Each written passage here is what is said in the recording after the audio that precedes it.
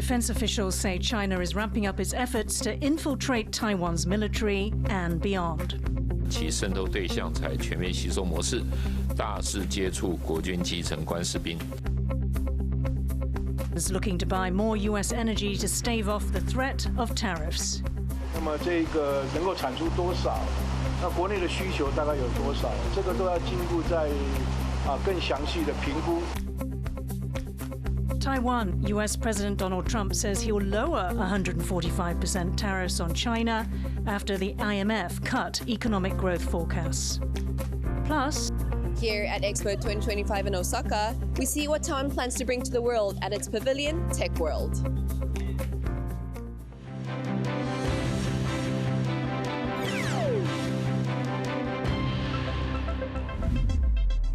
A warm welcome to TaiwanPlus News. I'm Yin Khvat. China is expanding efforts to infiltrate Taiwan's military, targeting lower-ranking personnel in a bid to increase the number of spies sending information to Beijing. That's according to Taiwan's defense minister, who's been briefing the legislature on China's growing infiltration efforts. Chris Gorin reports. Chinese espionage efforts are spreading to more targets. That's according to new reports from Taiwan's defense and national security agencies outlining Chinese infiltration in Taiwan's military. 中共过往急欲吸收对象以高阶干部、情报及飞行战管等人员为先，我就近期侦破案件分析呢，其渗透对象采全面吸收模式，大肆接触国军基层官士兵，再逐步金钱利诱或胁迫，以国军公务资讯抵债。 The new reports come amid a growing number of espionage cases within the ranks. The most recent of these included members of the military police and Presidential Guard.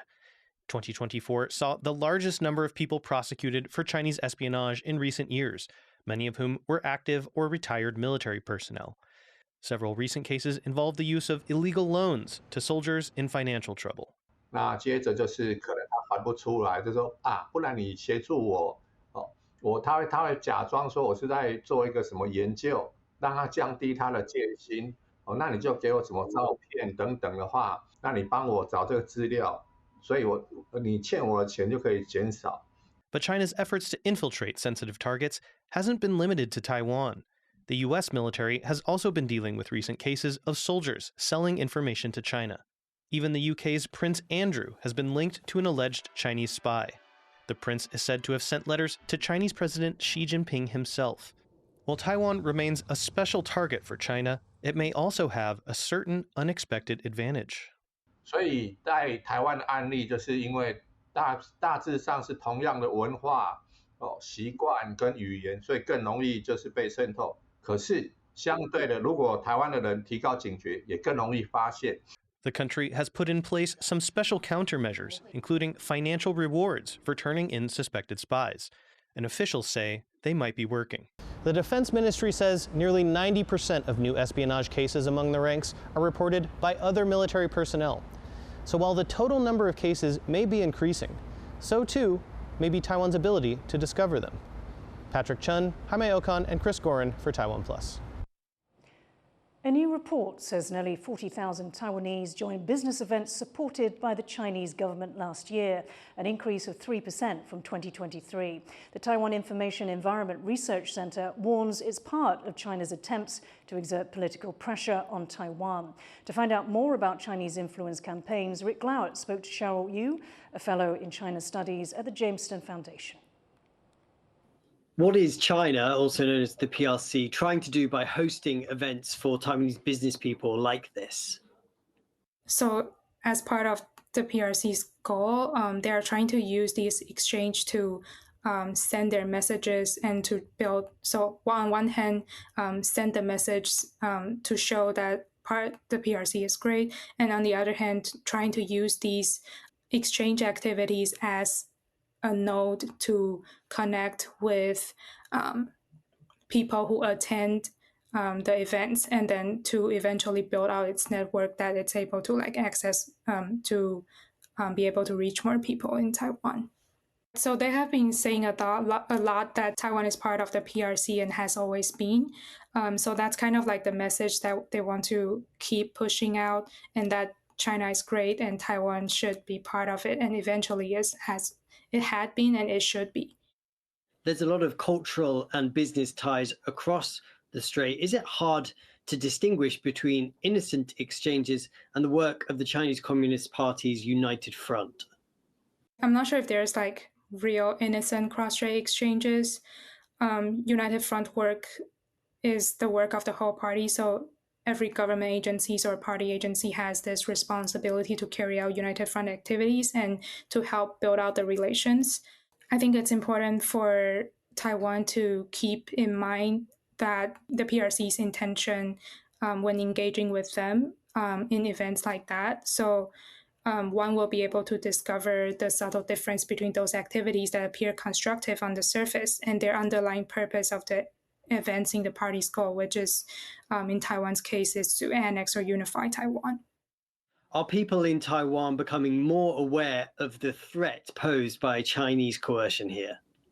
I think more and more people are starting to be aware. It's been discussed a lot in the media and on social media, and I think President Lai's commitment is definitely helping with moving the discussion forward. I think it's the first time that the president of Taiwan talk about national security threats clearly and directly.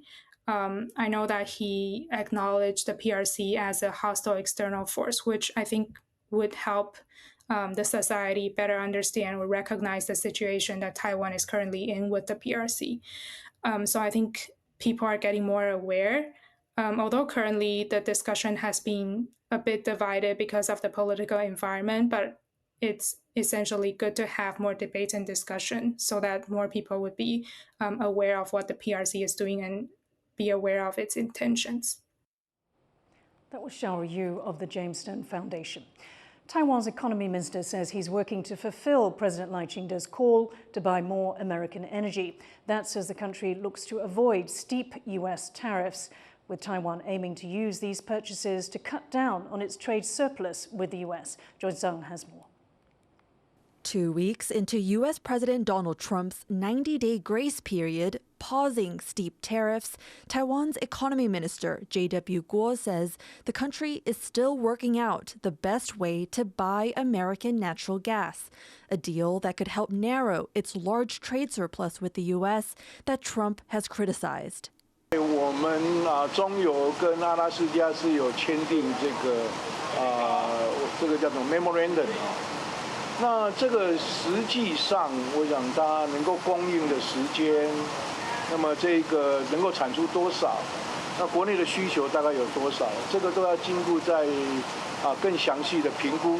President Lai Ching-te has been doubling down on importing more U.S. natural gas and oil, which he says is a major issue in Taiwan's tariff negotiations with Washington. Lai is seeking to lower the U.S.'s so-called reciprocal tariff on most Taiwanese goods from 32% to 0%. Even before Trump's sweeping tariff announcement, Lai expressed interest in a $44 billion Alaskan natural gas pipeline, appearing with Alaskan Governor Mike Dunleavy at a recent business dinner in Taipei. Alaska is the source of high-quality natural gas, and its relatively short distance from Taiwan facilitates transportation. Without official diplomatic ties with the U.S. or a free trade agreement, Taiwan has limited tools for negotiations. Our administration right now, at least they are genuinely want to talk with the Trump administration. So that's the reason why you see like when Trump holding the following up press conferences, Taiwan is no longer being mentioned anymore. Like if you ask me like the strategy works or not, I don't know, but I think at least this is a good start that to talk to each other. The world economy has been reeling from Trump's tariff plans, the International Monetary Fund slashing its outlook, projecting global growth in 2025 will slow to 2.8% from 3.3% last year, the lowest rate since the COVID-19 pandemic. Despite that, the IMF has raised Taiwan's individual 2025 forecast, predicting its GDP will grow 2.9%, beating out others in the region like Japan, South Korea, and Singapore. If you compare with the other emerging markets, inflation rate last year, Taiwan's inflation rate is actually smaller. So our central bank did a good job. Okay, secondly, it's the relative exchange rate between the US dollar and the new Taiwan dollar. It's relatively stable, because we could see from the US dollar to the Japanese yen, US dollar to the British pound and euro, US dollar actually are weakening. Despite a relatively stable domestic market, economists say the ultimate trade shock caused by Trump's still evolving economic policy is far from clear. Pressure still on Taiwan to strike a good deal with the U.S. before the 90 days are up. Howard Zhang, Joseph Wu, and Joyce Sun for TaiwanPlus. With the IMF cutting its economic growth forecast for many other countries, US President Donald Trump may now be walking back from the brink, saying tariffs on Chinese goods will come down significantly. John Van Trieste reports. At a port in southern China, stacks of shipping containers filled with Chinese goods await export. But some of those destined for the United States are in limbo. U.S. President Donald Trump has threatened tariffs of 145% on Chinese imports, part of a sweeping tariff policy that's put U.S. import duties at their highest in a century. This mounting trade war has sent the number of U.S.-bound cargo ships from the world's largest exporter plummeting. Now the International Monetary Fund says the global economy is going to pay a price. Its prediction for global economic growth this year is down from 3.3% to 2.8%. And the U.S., along with most other countries, will suffer. The growth forecast for China, a chief target of Trump's tariffs, is now down 0.6% from January. But the IMF expects U.S. growth will be almost a whole percentage point lower than it was in January. And the organization says it could change again. This is just a reference in an unpredictable time. But there is also the increased uncertainty. And the increased uncertainty, which is related to the fact that no one is able to tell where things will settle eventually, means businesses are pausing investment or purchases, and that's weighing down on activity that could continue. And Trump's actions are a big reason for the unpredictability.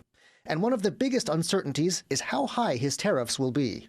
For now, the threatened 145% tariff on China appears to be on hold, as Trump suggests a deal could bring it down. 145% is very high, and it won't be that high. It's not going to be that high. It got up to there. We were talking about fentanyl, where, various elements built it up to 145. No, it won't be anywhere near that high. With only a few exceptions, most of the world's biggest economies stand to lose, according to the IMF's calculations. And while its chief economist says there's no need for concern over the international monetary system, the outcome of this global trade war is impossible to tell. Klein Wong and John Van Trieste for TaiwanPlus. A fire aboard a Taiwanese warship undergoing maintenance has been brought under control. 海军舰队指挥部表示，本属马公军舰执行厂级维修、通风间烧焊工程，于23日下午2点时，巡查人员发现临舱储物间冒烟，立即部署应处并排烟。 The ROCS Magong, a guided missile destroyer, was filmed billowing smoke while docked in northeastern Taiwan. In a Facebook post, the Navy Fleet Command confirmed that 4 fire trucks were deployed to tackle the blaze and that nobody was injured. The extent of the damage and exact cause of the fire is still being looked into. Taiwan will send former Vice President Chen Chien-jen to attend the funeral of Pope Francis. The Foreign Ministry had earlier said it was negotiating for President Lai Ching-te to attend the funeral in Vatican City. That's because the Vatican is one of the few states in the world to recognize Taipei rather than Beijing. But former Vice President Chen Chien-jen will now represent Taiwan instead. Chen is a practicing Catholic and has been to the Vatican several times and previously met with Pope Francis. Coming up after the break, a surprising turnaround as the Taliban changes its stance on how it treats Afghanistan's pre-Islamic heritage.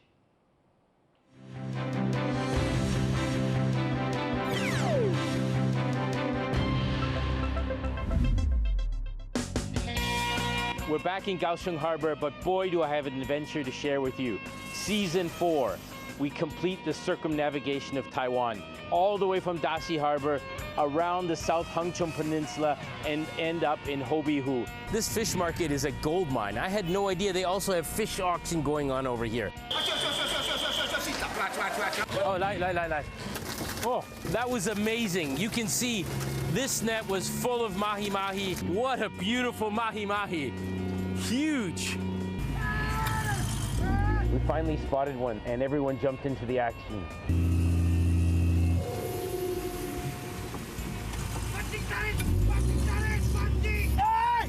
Here it is, Olambi. We've made it. So, to celebrate it, now you gotta do this. Latest season of Happy Fisherman, every Thursday, 8:15 p.m. on TaiwanPlus.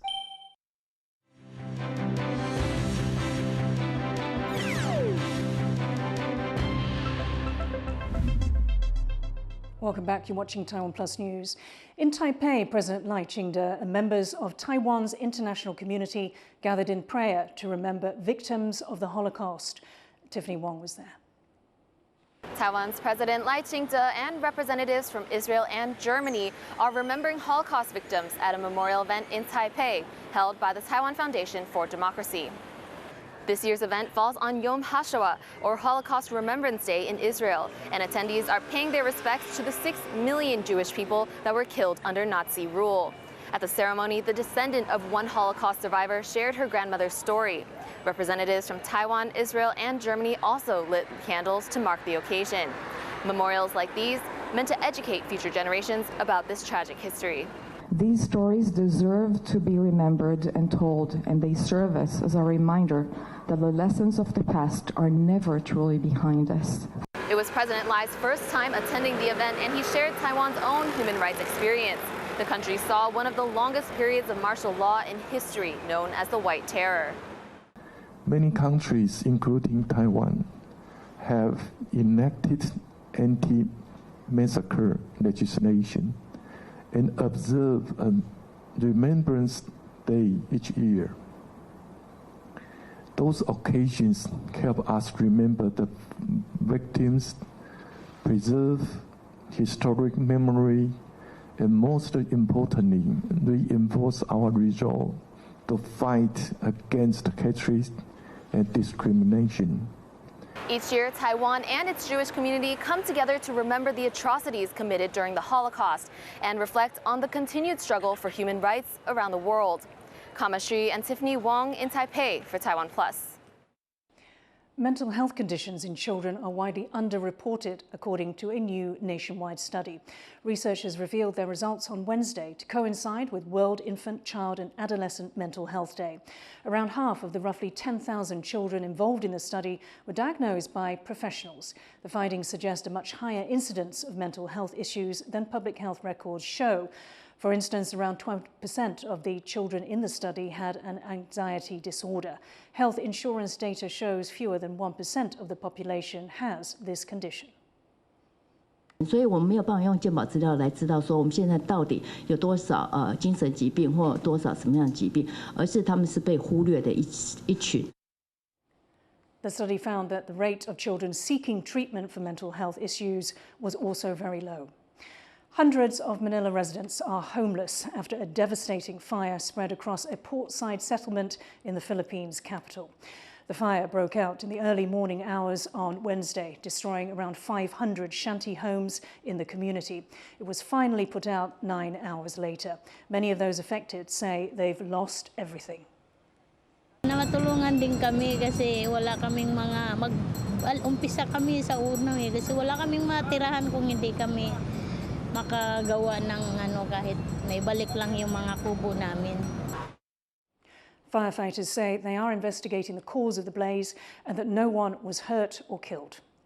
In Afghanistan, the Taliban are changing course to preserve the country's cultural heritage 2 decades after they destroyed a pair of millennia-old Buddhist relics. Adil Bra reports. Once condemned as symbols of idolatry, Afghanistan's ancient Buddhist relics are now being showcased by the very regime that had vowed to destroy them. In March 2001, the Taliban shocked the world by blowing up the Buddhas of Bamiyan, the 2 statues that had stood in the valley of Bamiyan for almost 1,500 years. It was part of a wider push to destroy all statues depicting humans in the country. 2 decades later, the Taliban now says they're defenders of the past. There were 3 statues among these artifacts, and these 3 statues are pre-Islamic. And they are professionally and properly being protected in our depot with other artifacts so that they are not destroyed. After the chaotic US withdrawal from Afghanistan in August 2021, the Taliban swiftly regained control of the country nearly 2 decades after their first regime ended. Since then, they made a surprising shift, publicly embracing the preservation of the same pre-Islamic sites they once sought to erase. Whether it's from the Buddhist era, Islamic era, or any era, its artistic value and historical precedent is important to us. At sites like Shivaki, where Buddhist shrines known as stupas date back over a millennium, locals say history is being quietly preserved under Taliban rule. What our ancestors told us is that in ancient times, people mostly lived on hilltops and mountains due to the abundance of water. The history of these stupas goes back 1,700 years. In Kabul, relics of Mes Ainak, an ancient Buddhist site, are now on display in the National Museum the Taliban once ransacked. Now, officials call preservation a duty. A lot of work has been done to protect the cultural heritage with the arrival of the Islamic Emirate of Afghanistan. The Islamic Emirate has paid a lot of attention. But skepticism lingers. While statues are now protected, Afghanistan's intangible heritage, its music, dance, and diversity remain restricted. And the world hasn't forgotten the Bamiyan Buddhas. Neither, it seems, have the Taliban. Chris Ma and Adil Brar for TaiwanPlus. TechWorld, Taiwan's pavilion at Expo 2025 in Osaka, has officially opened to the public. Our reporter Sandy Chi is there to see what TechWorld is bringing to the world stage. The essence of Taiwan, presented through the country's digital power and technology. This is TechWorld, Taiwan's $60 million pavilion at the World Fair in Osaka, called Expo 2025. The pavilion is run by Tamayama Digital Tech, a Taiwanese company based in Japan. We operate as a corporate pavilion, and we are grateful to the Osaka export authorities for inviting us to showcase our best technology and to showcase our culture and beautiful sceneries. The pavilion features a total of 3 different theaters, each with its own concept: life, nature, and future. The venue uses the latest programming and 3D visual technology to interact with the visitors through all the senses, aiming to ignite their emotions and imagination. 大変楽しかったです。もう未来が見れて良かったと思います。我非常感动，甚至速度想要落泪。我觉得他把所有台湾的重要的元素都放在里面了。At the heart of the pavilion is the live theater.